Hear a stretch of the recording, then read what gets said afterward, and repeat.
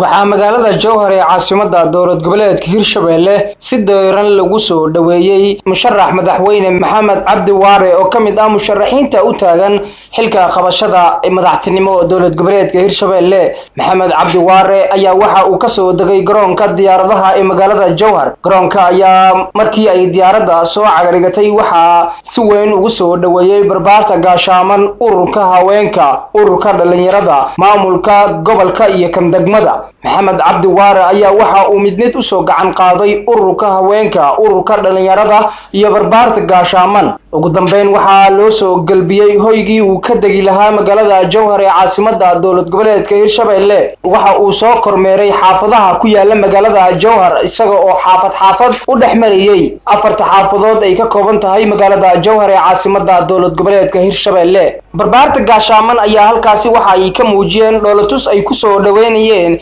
musharax madaxweyne Maxamed Cabdi Waare oo kamid ah musharaxiinta u taagan dowlad goboleedka Hirshabelle.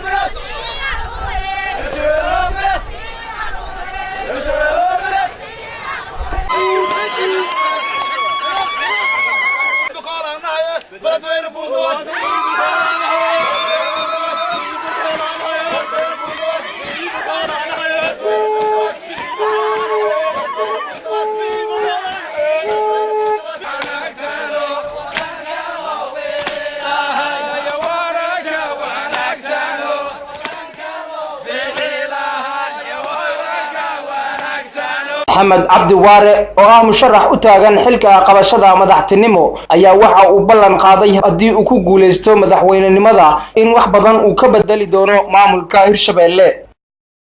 qabyayno ahayd ilaahay alxaq yadharu walow bacda hiin xaq hadii la duugo waa soo dilaaca maxamed siraaj maxamed zaahid dunyaqin maxamed Cabdi Waare shacabkaada kuma nacbana درجة الله بحيه ويحكم ما يريد يفعل ما يشاء هذه ما أنت عدتها عدك وخمد وكيلك أيامكم فنانه صندوق والدي صندوق نكوى نكسيب كيس لكن شعبك لما تقوم الجو هيرشبelle أنا أب أوتيت أو أدي أوتيت إلى البركة فوق بشارين بركة بارلمانك وعاون شيءنا صحوي قضوك هاي الزودي حب الزودة أكل قرطانه dadka Hirshabelle maanta isu sheegi maayo waa taqaanaan magacaygu waa Maxamed Cabdi Waare waxaan u imid oo maanta aan hortiin u taaganahay anigoo ah musharax maamulka Hirshabelle fursadii naga qasaartay jidkii aan ka lurnay inaan dib ugu soo noqono anagoo gacmaha saysanaan Maxamed Yaasiin Mahdi Maxamed Alfa warbaahinta Jubba Shabelle News magaalada Jowhar.